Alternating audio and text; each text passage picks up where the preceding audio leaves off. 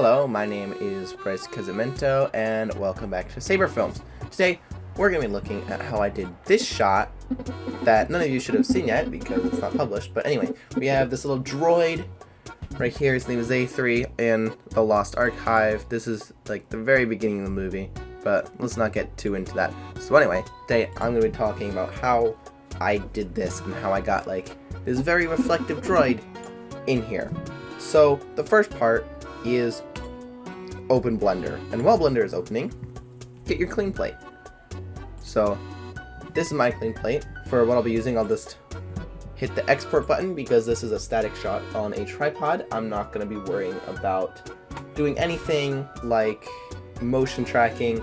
That's not this video. This is just how I got this set up for this, and I got really lucky with this shot. It works too well. So anyway, open Blender if Blender will load. Anyway, new Blender file, delete the default cube.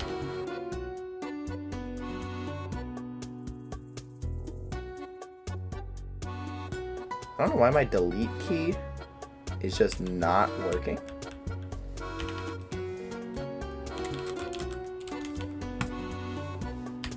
There we go. Anyway, that was weird. We'll hit append because my asset is a Blender file, but if your asset is not, then you don't have to. So what I have is one A3 here that I used from before, but in this little video I'm making, I'm going to use this, which is actually just R2-D2, and I'm just going to append the whole collection. So this is the R2-D2 from Video Copilot's Star Pack, but I've modified it a little bit to make it suit my, just gonna line it up with the floor here, to make it suit my needs. So if I switch the transform to global and bring up my rotator wheel, I can move the head on its own axis, I can move the body, and I can move the arms based on there. So that really lets me animate it more than their static object. And if you want this, I might throw up a link in the description. I don't know. So anyway, pop into your camera.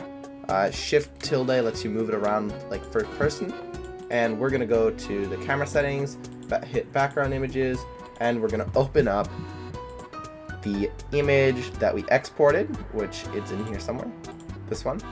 Anyway, so now we have a background image, and we can try to line up the floor. Something like that looks about okay. Anyway, let's hit material preview so we can see what we're doing. Blender, I'd appreciate it if you worked. Anyway, give it a second, Blender's thinking. There we go. See, now we have a nice little A3, and you can see it already looks pretty good. That's because we have the default Blender environment, which we're going to change it in a second, but I'm getting ahead of myself. So let's bring up a shader editor, hit N to get rid of that. And I've done all the textures for this myself because the default one the object didn't come with all the textures, so I added some color ramps and all the image textures and got this to a thing, and then we can have the emission strength for the lights or whatever. But anyway, so in order to make this look good, we have to switch to Eevee. Just because it's a lot faster. I like to turn on ambient occlusion and bloom just because. In the ambient occlusion, I turn the distance way up to maybe like 30 or something. It doesn't do a lot of a difference, but you can see how much more realistic it looks from without it. Anyway, hop into the camera view.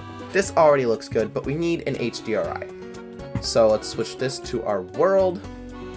Shift A, texture, environment texture, hit open. So I didn't have time to take an environment map on the day of shooting. So I just found one on polyhaven.com that looked pretty similar to what we were doing. So if we hop into in here, in our render settings, we can turn on under film, we can turn on transparent. That's just going to be useful later. We don't need that right now. And we can turn on scene world. So now we can see the world. And if we come back over here, we can hit Control T. And if you have the node regular add-on, this will come up. So then we can just mess around with the Z position, or Z rotation, I should say, until we get something that looks relatively like what was shot, and I feel like something in there should work. So if you look at this environment, the sun is not as direct sun as it was when we were shooting. That's fine, because I don't think it's going to be that big of a deal. Anyway, let's jump into rendered view. This is what this looks like. It's looking pretty good. I feel like we could add a sunlight though, just to get some of that reflection in, that's the wrong direction, just to get some of that reflection on him that we like. Yeah, so it'd be like that. We get a sun somewhere in there. So that's something I like. I think we could maybe even pull it this way. Yeah, that looks good to me. So we can just hit render now. This is pretty much all it does. And because this is Eevee, this is going to take like all of 3 seconds. So this is pretty well. And we have a R2-D2. So because this is just my temp folder, I'm going to save it to my pictures. And obviously you can render out an animation. For the sake of explaining this, I'm not going to. I already have a picture in here, I believe. We'll just replace. I have another R2-D2 picture in here. Where is it? Come on. There we go. R2-D2. Save as. Ta-da. There we go. Anyway, let's hop back into Premiere Pro, and we can import our picture, which will update because we just did it. Anyway, drag and drop our picture on top of our footage. And because I already have some adjustment layers here for color correcting, it doesn't look bad, but I'm going to color correct it while we have the adjustment layers on there. And already this doesn't look bad. This looks pretty good, but we can make it better. So let's come over to Lumetri color, adjust the white balance like ever so slightly to the warmer, because this is a pretty warm scene, and ever so slightly to the green. That's good. Exposure, I think a little bit underexposed, and I think a little bit more contrast works. Highlights, we could bring them up, but they're also brought down in the grade, so I think it's fine. And then as for in creative, I think we could add a little bit of faded film just to get the kind of faded look that's present in the rest of the image, maybe like over here, such as maybe like a little bit. Sharpen, we don't want any sharpen. As for vibrance and saturation, I'm liking it a little less vibrant, so I like that. Anyway, there's a little bit more we can do. So it's already here, but let's drag a noise effect on there, and let's drag a fast blur just to match the camera settings, because this is a little soft, and if we hop into like 150%, like right in here, you can tell that it's not the same amount of blurriness. So for the blur, set it to like 1, which, or maybe 2, which doesn't do much, but it adds a little bit. And the color and the noise to maybe like 3 or 4 looks good. That just adds a little bit of tying it in there, and that's pretty good. So obviously you can do whatever with this that you want. God, I can't speak.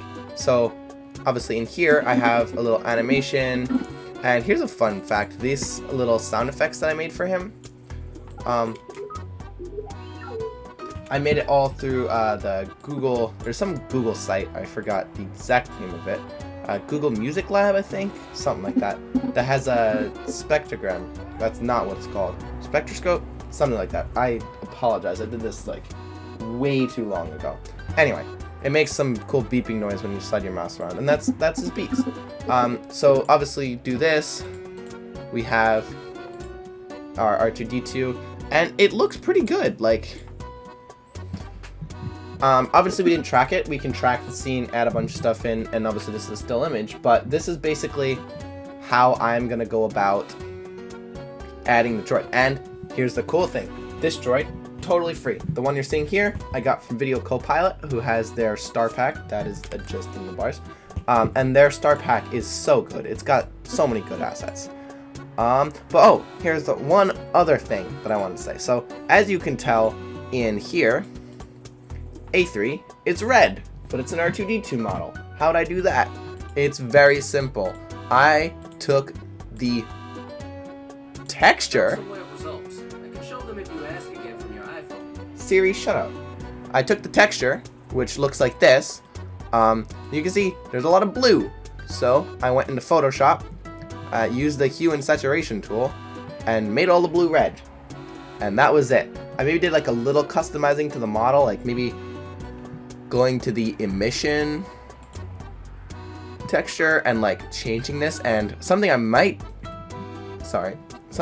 do in the future is go into After Effects and mess with these to have the lights change color and all the different stuff. So we'll see how it goes. And anyway, I will see you later. I just wanted to share how I did this cool little effect from the Lost Archive. Anyway, bye.